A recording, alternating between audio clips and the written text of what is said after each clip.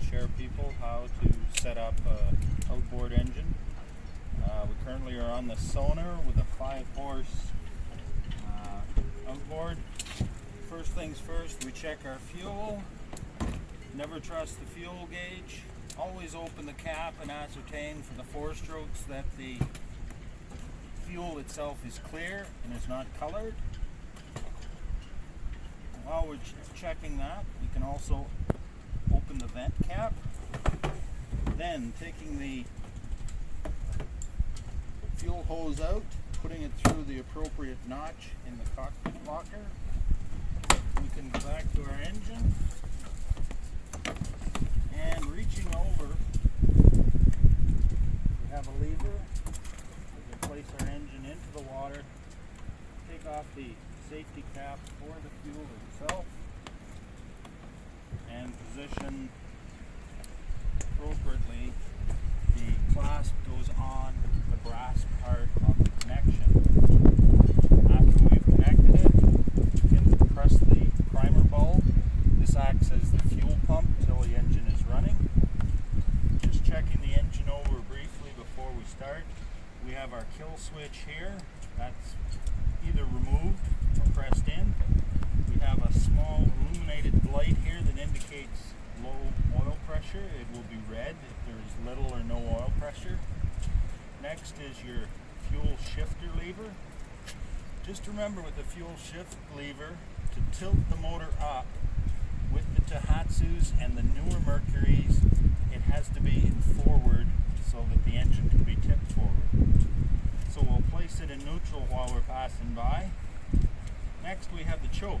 We'll pull the choke out because we're going to start this engine. You will notice this is the lever back here that we use to tilt the motor up. We can facilitate moving the motor forward and up by the handle that's in the back of the cowling. With the 4-stroke, there is a yellow plug for checking the oil level. This is done every week by the service providers for the sales share. Next we go to the handle, the tiller handle at Rabbit and Turtle. It has start position.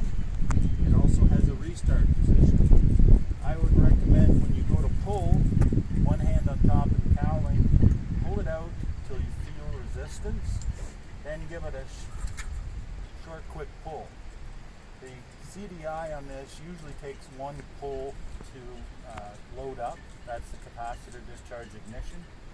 So we'll hopefully on this second pull get it going. So when we first start the engine, we want to see the water coming out. That's our spit or our water cooling. We'll leave the choke out because the motor's a little bit cold. Let the engine warm up. You'll hear the revolutions of the engine increase. That means the engine's warming up even more. We'll press the choke all the way in. Now we'll gently idle down the engine. Before we start to take our dock lines off or anything, it would be nice to check that our transmission works. Always remember when you're shifting, it's in idle speed when you're going from neutral to forward. Position it in forward. You can check the turbulence, you can check your spring line. Forward is working correctly. The same with reverse.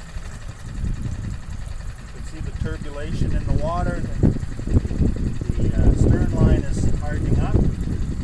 Back in neutral. This lock on the side of the tiller handle is to regulate the stiffness of the throttle. Most of these motors, you have to pay attention that they don't turn while you are using your tiller to steer. You use the tiller to steer and keep the motor straight.